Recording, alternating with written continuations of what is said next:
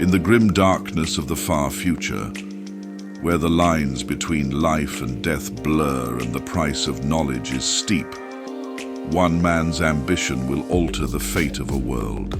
On the desolate planet of Gallen's Reach, a brilliant scientist dares to defy the natural order, delving into forbidden realms of decay and transformation. As the light of hope wanes and the shadows of corruption loom ever larger, the galaxy trembles at the threshold of a harrowing new dawn. Amidst the decay of a dying world, ancient powers stir, and the whispers of dark gods grow louder. Can the remnants of humanity's defenders hold back the tide of ruin? Or will they too succumb to the relentless march of entropy? Prepare for an unforgettable journey through the Warhammer 40,000 universe, where the pursuit of knowledge may unleash horrors beyond imagining, and salvation comes at a cost far greater than life itself.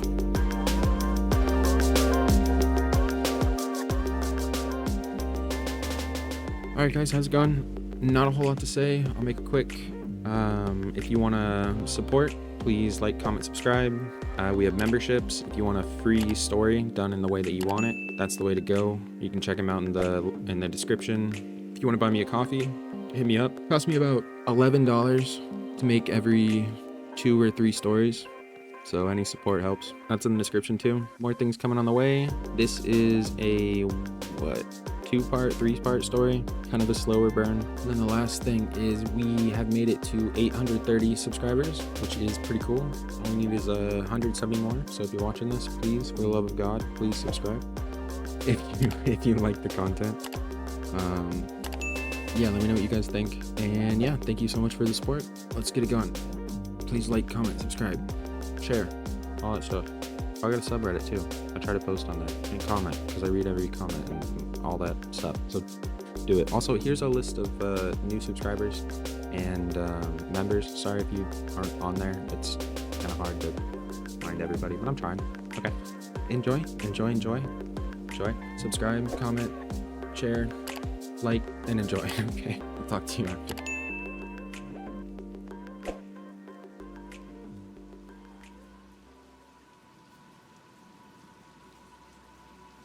The world of Decessus IV lay in the farthest reaches of the Imperium's grasp, forgotten by most and ignored by the rest.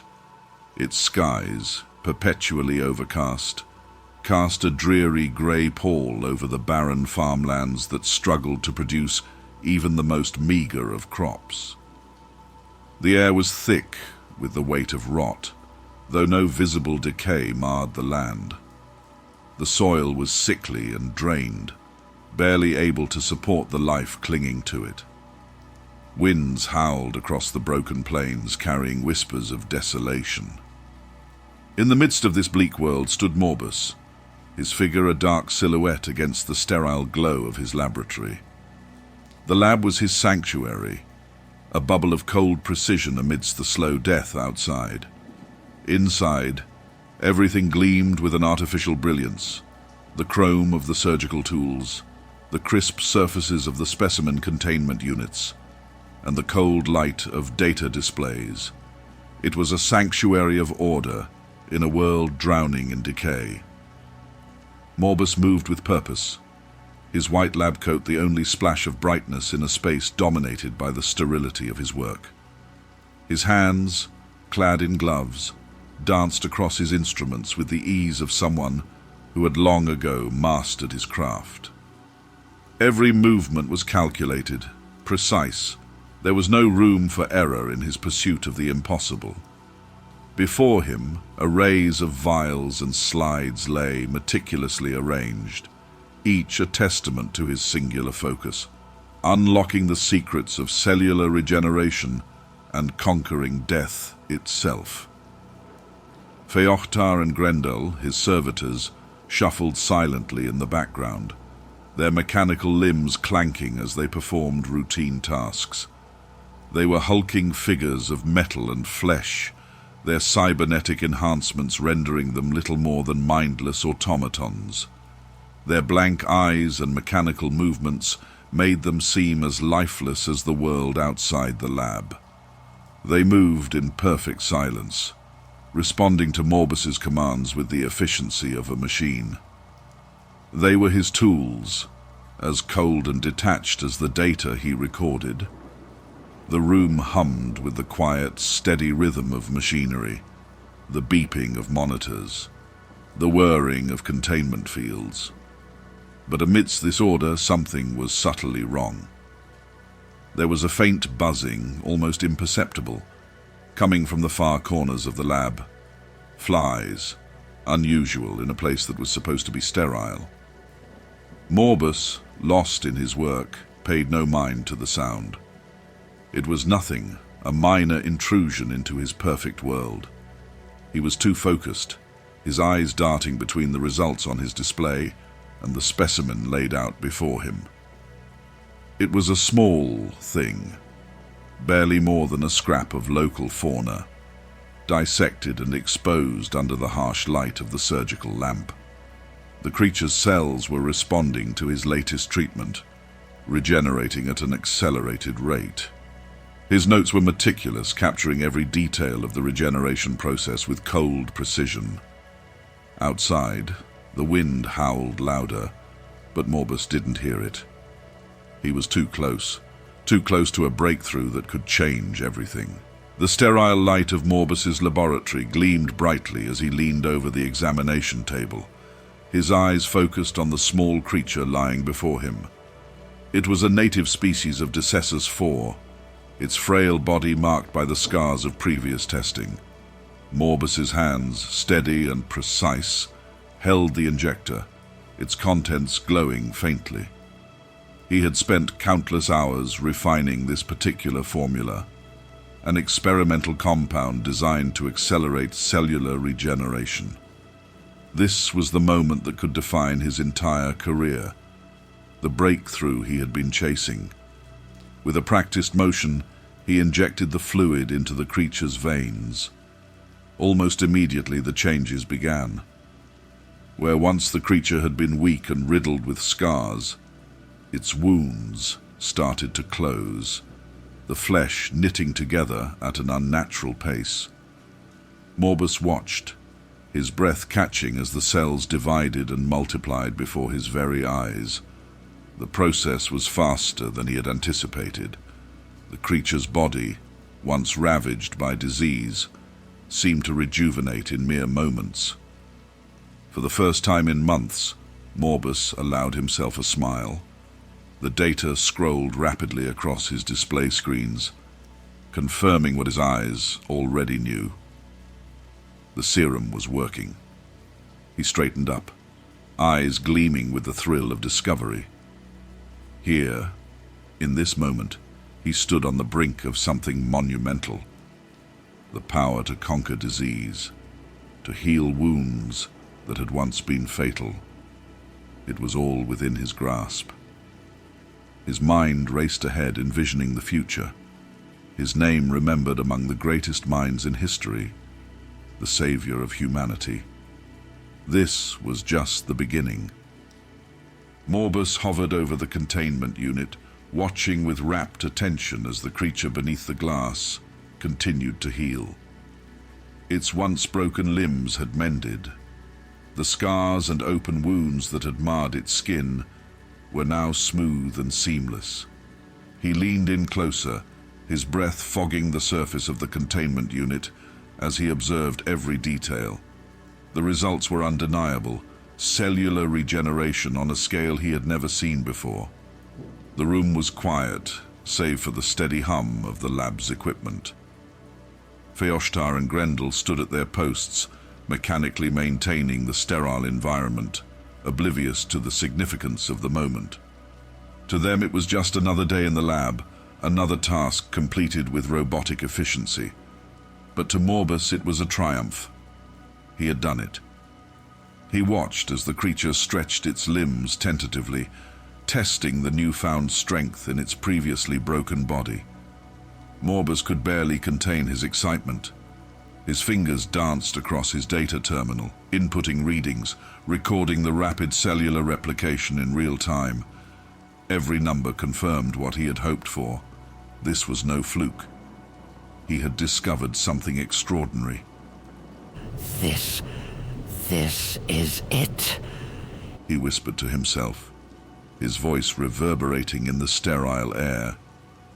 The breakthrough I've been waiting for.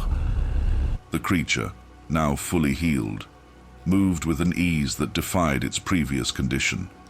Its eyes, dull and glassy moments ago, now glimmered with life. The lab's lights reflected off its glossy skin, a testament to the regenerative power coursing through its veins. Morbus felt a surge of pride as he watched his creation move, the result of months of tireless research and countless experiments. It was more than a success. It was a glimpse of the future, a world where disease and injury were nothing but inconveniences easily overcome. But even in this moment of triumph, something else lingered, something that Morbus, in his elation, failed to notice. The air in the lab felt heavier, the sterile smell of antiseptics slowly giving way to something more pungent, something rancid. The faint buzzing of flies had grown louder, but to Morbus, it was nothing more than background noise. His focus was entirely on his victory. He smiled. The future looked bright. Days passed, and the initial thrill of success gave way to further experimentation. Morbus was relentless, running test after test, eager to push the boundaries of what his serum could achieve. He injected more creatures, each experiment meticulously catalogued and monitored. The results were astounding at first, but then the changes began. The creature that had been his first success, the one that had so effortlessly healed, began to grow. At first it was subtle, a slight swelling in the limbs, a bit of extra mass around the torso. Morbus noted the changes, intrigued but not alarmed. Growth was a natural part of regeneration after all. But as the days went on, the swelling became more pronounced. The creature's limbs grew longer, its body thicker and distorted. What had once been a graceful, rejuvenated form was now bloated, its skin stretched taut over grotesque bulges of flesh. Morbus stood before the containment unit, watching as the creature's body continued to warp and twist. Its movements were sluggish now, burdened by its grotesque new form. Where once it had healed smoothly, now its skin was pocked with strange, dark patches, mutations that pulsed and grew with each passing hour. The creature let out a low, pitiful sound, a noise that sent a shiver down Morbus's spine. Yet instead of horror, Morbus felt fascination. He recorded every detail, his fingers flying across the data terminal as he chronicled the mutations. This was not a failure. This was a step forward. Mutation was simply a side effect of rapid cellular regeneration, a natural outcome when pushing the boundaries of life itself. He convinced himself that this was progress. He just needed to refine the process, control the mutations. The creature shuddered in its containment, its eyes now bulging grotesquely from its skull, its body a swollen, twisted mass of flesh. Morbus coughed, a dry, hacking sound that he ignored. He had no time to worry about himself. The work demanded his attention, and the growing discomfort in his chest was a minor inconvenience in the face of such potential. He coughed again, harder this time, but dismissed it. Progress came with sacrifice, and he was so close. The decay was creeping in, both in his experiments and in his body, but Morbus was blind to it. His obsession, his drive for discovery, had consumed him. The lab, once a place of sterile precision, now echoed with the low hum of buzzing flies and the faint scent of rot. The creature continued to mutate, its body twisting in ways that defied natural law. Morbus watched it all with cold, scientific detachment, unaware that he too was beginning to change. Morbus stood alone in his lab, the sterile white walls now tinted with a dull, sickly hue. The lights, once bright and cold, seemed to have dimmed over time, their illumination swallowed by the faint shadows creeping in the corners. The decay was more noticeable now. An acrid staleness had overtaken the antiseptic scent of the lab, and a subtle humidity clung to the air. Despite it all, Morbus felt an uncharacteristic surge of energy. His mind was alight with new ideas, each one more ambitious, more daring, more reckless than the last. It had started as a whisper, barely noticeable, a fleeting thought that drifted through his consciousness like a stray breeze. He dismissed it as nothing more than his own brilliance manifesting itself in moments of inspiration. But the whispers persisted, growing clearer and more compelling with each passing day. They spoke of life and death, as if they were intertwined strands of the same thread, urging him to pull and twist those strands into something new. Morbus's journal, once filled with precise, calculated notes, had begun to reflect this change. His handwriting, once neat and orderly, now sprawled across the pages in feverish scrawls. He found himself awake at all hours, driven by a relentless desire to explore the limits of mutation and regeneration. The whispers were no longer faint. They were suggestions, clear and insistent, urging him to push further, to break down barriers he had once considered immutable. Why stop here? The thought echoed in his mind, a voice that was and wasn't his own. There is so much more to discover, so much more to create. Morbus didn't question the voice. Instead, he welcomed it, seeing it as a sign that he was on the right path. His mind raced with visions of perfecting life, eradicating weakness, and bending biology to his will. He felt invincible, as if he had tapped into a deeper understanding of life itself. The servitors, Feochta and Grendel, continued their silent tasks, unaware of the change overtaking their master. Their movements were slow and mechanical, their limbs stiff with decay. But even they seemed more restless, more active, as if something in the air had stirred them from their conditioned stupor. Morbus barely noticed the changes. His focus was entirely on his work. Morbus's latest experiment was laid out before him, a creature he had once viewed as a failure, now reinvigorated with new possibilities. He injected it with a new serum, a mixture that he had concocted in a moment of frenzied inspiration. The creature shuddered, its body convulsing as the serum took hold. Morbus watched, his breath held, as the cells began to mutate once more. But this time the changes were not chaotic. They were precise, deliberate, controlled, or so he thought.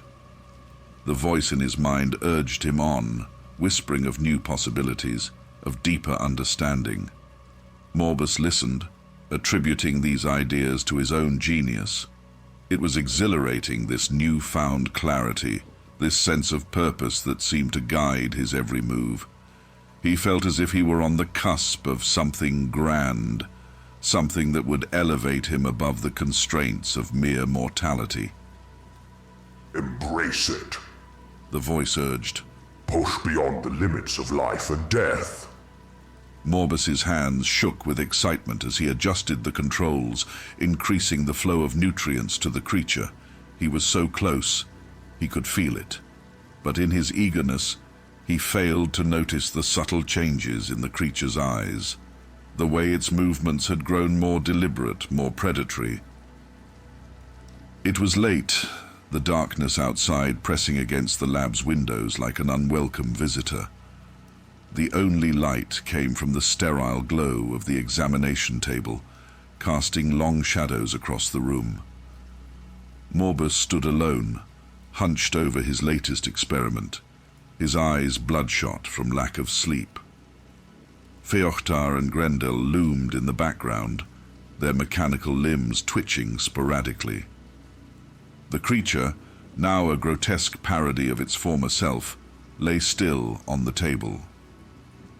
Morbus leaned in closer, adjusting the restraints to hold it steady. But as his fingers brushed against its flesh, a tremor ran through the creature's body. It twitched, then convulsed violently, its muscles spasming beneath its mottled skin. Morbus reached for a sedative, but before he could react, the creature lunged.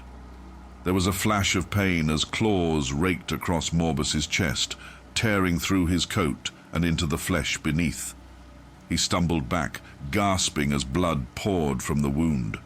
The creature, now free of its restraints, loomed over him, its eyes glowing with an unnatural light. It struck again, and this time Morbus felt the searing pain of flesh being torn apart. He collapsed to the floor, his vision blurring as blood pooled around him. The creature stood over him, its breathing heavy and ragged, its body twitching with the remnants of Morbus's serum coursing through its veins.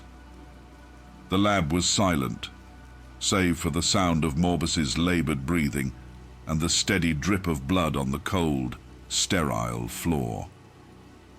As the darkness closed in, Morbus felt something stir in the back of his mind. It was not fear or pain, it was an awareness, a presence that seemed to envelop him. The air grew thick with the scent of rot and decay, and the buzzing of flies filled the room, growing louder with each passing moment. The creature loomed above him, its form distorted and grotesque, but Morbus no longer saw it as a threat. He saw it as a reflection of his own work, a testament to the power he had unleashed. In the darkness, a voice spoke. "Do you wish to live?" It asked, its tone both gentle and mocking. "Do you wish to know the secrets of life and death?" Morbus tried to speak, but his voice was little more than a gurgle. The pain was unbearable, his body failing him as blood continued to flow from the wounds. But the voice persisted, its words resonating deep within his mind. "I can grant you power beyond comprehension." The voice continued. "I can show you the path to true understanding, if you are willing to accept my gift." A vision filled Morbus's mind, an endless garden of decay, a world where life and death intertwined in perfect harmony. He saw creatures twisted and transformed, their bodies both beautiful and grotesque, thriving in the embrace of entropy. He saw himself standing among them, a master of life and death, a shepherd of decay. "Accept my gift, The voice whispered. and all this can be yours." Desperate and afraid, Morbus reached out with his mind, grasping for the only lifeline available to him. He didn't question the voice. He didn't have the strength to resist. In that moment, all he wanted was to live, to continue his work, to push beyond the limits of mortality. I accept. He whispered, his voice barely audible over the buzzing of the flies. The pain vanished, replaced by a warmth that spread through his body, knitting his wounds together with unnatural speed. The creature before him withdrew, its eyes dimming as if in reverence. Morbus felt a surge of power, unlike anything he had ever experienced, a connection to something far greater than himself. He was no longer just a man. He was a vessel, a conduit for something ancient and powerful. As he lay on the cold floor, the vision faded, leaving behind only the echo of a voice. "Rise, Morbus the Rotwarden, It said. and spread my gifts to the stars." The creature retreated into the shadows, its form slinking away like a spectre. Morbus took a deep breath, the scent of rot and decay filling his lungs. He stood, his wounds fully healed, his mind clearer than it had been in days. The lab around him seemed different now, darker, more alive, the shadows pulsing with a faint rhythmic heartbeat. Morbus smiled, and in the darkness the flies began to sing. The lab, once a place of sterile order, had become something else. The surfaces, once gleaming, were now clouded with filth. Fungal growths clung to the edges of the equipment, creeping up the walls like slow, hungry tendrils. The air, thick with moisture, carried the unmistakable stench of rot. Yet to Morbus, the change was beautiful. He stood in front of a mirror, his reflection distorted in the grime that now coated the surface. His body had changed since that night, since he had heard the voice and accepted Nurgle's gift. His once pale skin had taken on a sickly hue, swollen and bloated in places. Sores had begun to erupt across his arms and torso, oozing with a viscous fluid that seeped through his clothing. Where most would have recoiled in horror, Morbus felt a strange sense of fascination. His fingers traced the edges of a particularly large sore on his arm, his breath catching as the skin around it peeled away, revealing the festering rot beneath. He leaned closer to the mirror, his eyes widening in wonder as he watched his own decay. There was no fear, no disgust, only a clinical curiosity. This was not a curse. It was a transformation, a path to something greater. His body was a canvas for Nurgle's work, and each new sore, each bloated patch of flesh, was a brushstroke in the masterpiece of decay. The lab around him mirrored his transformation. The vials that once held pristine biological samples were now murky, their contents clouded with rot. Specimens that had once been carefully preserved had begun to break down, their forms twisted and deformed by the corruption that had seeped into every corner of the room. Mold and fungus grew unchecked, creeping across the walls and floors, their tendrils snaking around equipment that now malfunctioned more often than it worked. Morbus moved through the decaying space with ease, no longer concerned with the state of his once precious laboratory. Where others would see decay and ruin, he saw progress. Every crack in the walls, every malfunctioning device, was a sign that he was growing closer to the truth. His old self would have fought against the rot, would have scrubbed it away in a futile attempt to maintain control. But now, control was irrelevant.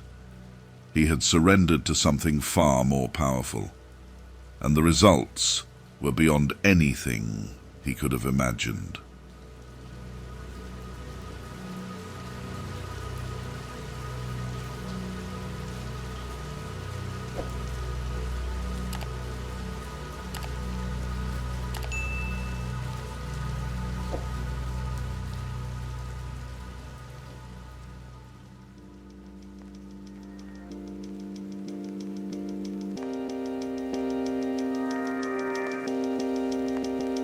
Alright, and that was part 1 of part 2, or maybe 3. I hope you guys liked it. Like, comment, subscribe if you enjoyed it. Again, if you want to support, you can buy me a coffee in the description, and you can also apply for a membership where you get free stories, specifically how you want. Stay tuned for the next one. We almost made it to 1,000 subscribers. We're almost there, almost there, almost there. I'm fucking stoked. Let's do it. Woo. Thank you so much for watching, listening. Hope you enjoyed it. Like, comment, subscribe. Have a lovely night. Have a lovely rest of your day. Hope you're doing great, and I'll hit you up next time. Thank you.